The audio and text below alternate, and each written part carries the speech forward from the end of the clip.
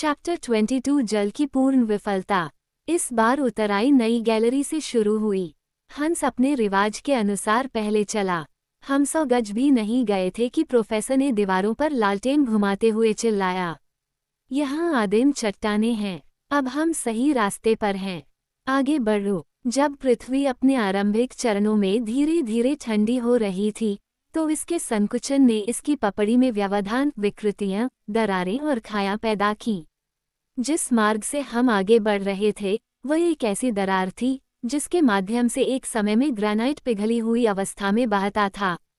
इसके हजारों घुमावों ने आदिम द्रव्यमान के माध्यम से एक अटूट भूल भुलैया बनाई। जैसे जैसे हम नीचे उतरे, आदिम आधार बनाने वाले बिस्तरों का क्रम बढ़ती हुई स्पष्टता के साथ सामने आया।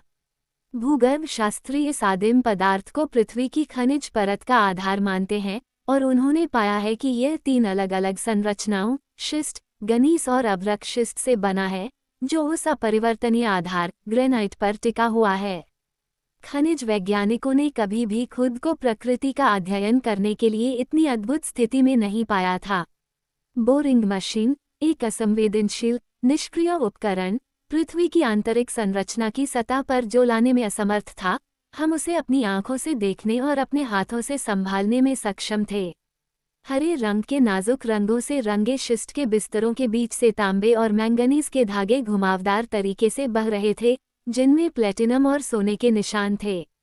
मैंने सोचा, यहाँ धरती में कितनी दौलत दबी हुई है, जो मानव जाति की लालची आंखों से हमेशा के लिए छिपी हुई है।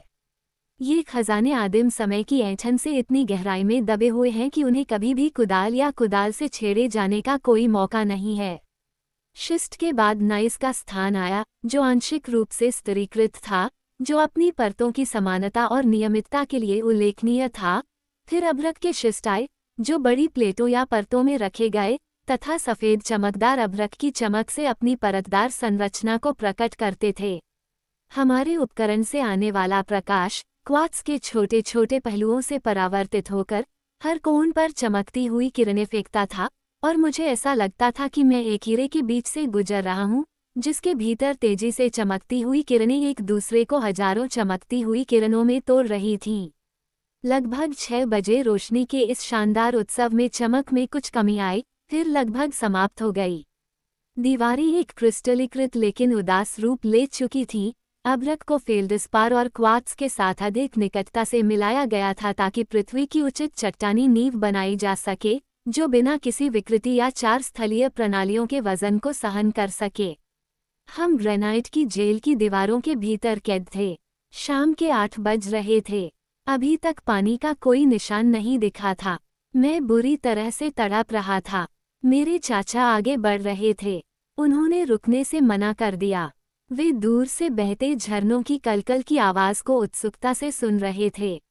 लेकिन नहीं, वहां सन्नाटा था, और अब मेरे अंग मेरे नीचे से निकल रहे थे। मैंने दर्द और यातना का विरोध किया ताकि मैं अपने चाचा को रोक न सकूं, क्योंकि इससे वे निराशा में डूब जाते, क्योंकि दिन खत्म होने वाला था और यह उनका आखिरी दिन था। अंततः मैं पूरी तरह से असफल हो गया। मैंने चीख मारी और गिर पड़ा। मेरे पास आओ, मैं मर रहा हूँ। मेरे चाचा अपने कदम पीछे खींचे। उन्होंने अपनी दोनों बाहें मोड़कर मेरी ओर देखा, फिर उनके होठों से ये शब्द निकले, सब खत्म हो चुका है।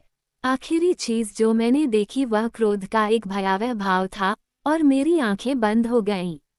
जब मैंने उन्हें फिर से खोला तो मैंने देखा कि मेरे दोनों साथी बिना किसी हरकत के अपने अपने कपड़ों में लिपटे हुए थे। क्या वे सो रहे थे? जहाँ तक मेरा सवाल है, मैं एक पल भी सो नहीं पाया। मैं बहुत ज्यादा पीड़ित था, और जो बात मेरे विचारों को और भी ज्यादा कड़वा बना रही थी, वह ये थी कि कोई उपाय नहीं था। मेरे चाचा के आखिरी शब्द मेरे कानों में दर्द से गूंज रहे थे, सब खत्म हो गया। क्योंकि ऐसी भयावह दुर्बलता की स्थिति में फिर से ऊपरी दुनिया तक पहुंचने के बारे में सोचना पागलपन था। हमारे ऊपर 1 लीग और आधा पृथ्वी की परत थी। इसका वजन मेरे कंधों पर दबा हुआ लग रहा था। मुझे लगा कि मैं नीचे दबा हुआ हूँ और मैं अपने ग्रेनाइट सोफे पर घूमने के लिए काल्पनिक हिंसक प्रयासों से खुद को थका रहा था। कुछ घंटे बीत गए। हमारे चारों ओर गहरी खामोशी छा गई, कब्र जैसी खामोशी। दीवारों के पार कोई आवाज हम तक नहीं पहुंच पा रही थी, जिनमें से सबसे पतली दीवार 5 मील मोटी थी। फिर भी अपनी अचंभित अवस्था के बीच मुझे एक शोर सुनाई दिया। सुरंग में अंधेरा था, लेकिन मुझे लगा कि आइसलैंडर हाथ में लैंप लिए हमारी नजरों से ओझल हो गया है। वो हमें क्यों छोड़ रहा था? क्या हंस हमें छोड़कर जाने वाला था? मेरे चाचा गहरी नींद में थे। मैं चिल्लाना चाहता था, लेकिन मेरी आवाज मेरे सूखे और सूजे हुए होठों पर ही दब गई। अंधेरा गहराता गया और आखिरी आवाज दूर कहीं खो गई। हंस ने हमें छोड़ दिया है, मैं चिल्लाया। हंस, हंस। लेकिन ये शब्द सिर्फ मेरे भीतर ही बोले गए थे।